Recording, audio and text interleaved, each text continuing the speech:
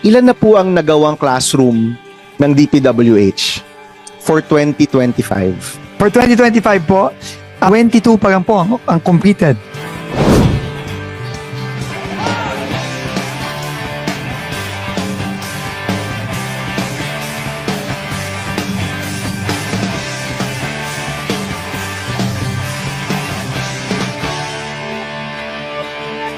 Natatawa sa aking kaibigan at nangangaralabo ang mundo.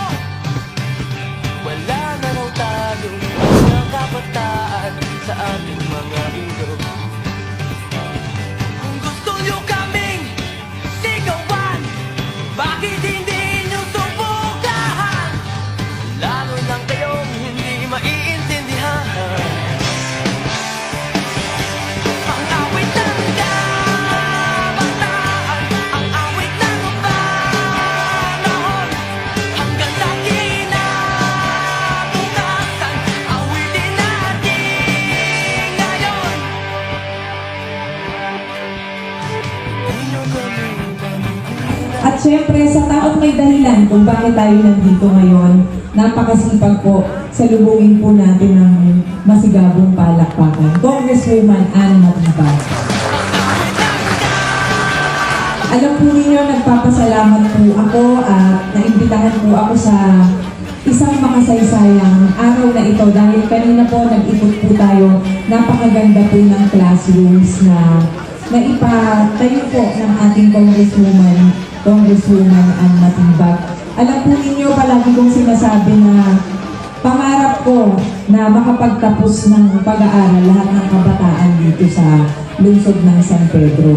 Kaya tuwang-tuwa po ako nung nalaman ko po na ito po ang first public school na air-condition At lagi ko rin pong sinasabi na ang mga estudyante dito sa lungsod ng San Pedro ay magagaling at in the near future sila naman ang papalit sa amin dito na humulong sa ating mahal na lungsod. Salamat po ako sa ating DepEd, sa pangunguna po ni Sec. Sani Ongara, sa ating DPWH, at syempre po sa ating Congresswoman Ann Matibag for this initiative po na magkaroon ng first ever na air-conditioned classroom sa ating lungsod. Maraming salamat. Ito ay isa na namang magandang regalo sa atin ngayong Pasko. This is a 4-story, 12 classroom, fully air-conditioned, the very first public school na lahat ay aircon. Dito po yan sa Barangay Pasita 2. Mas marami na pong enrollees noong June dahil nabalitaan nila na aircon na po dito sa ating pong paaralan.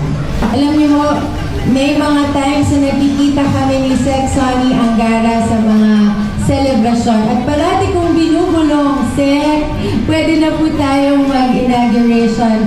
But what happened, nag-umpisa po tayo sa budget deliberation sa Kongreso, sa Senate, at tapos na po. At ngayon ay may panahon na rin para umikot ang ating mahal na Secretary.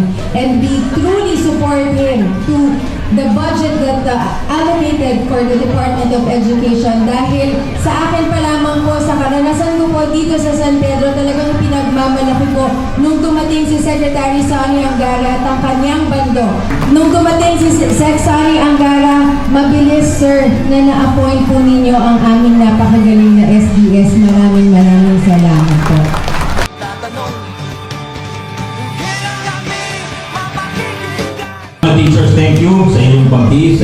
May konting konsiderasyon sa inyo si Kong na talagang sabi niya siguro ang hirap magturo pagka mainit ang panahon. Hindi mo ba? Kaya, saka proven ko yan. May mga scientific study na kapag mas presko, mas mataas ang score ng ating mga bata. So, thank you for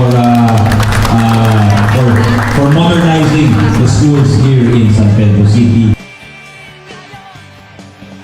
Hindi na natin dapat nabibitin ang oras nila sa klase dahil sa kakulangan ng classroom.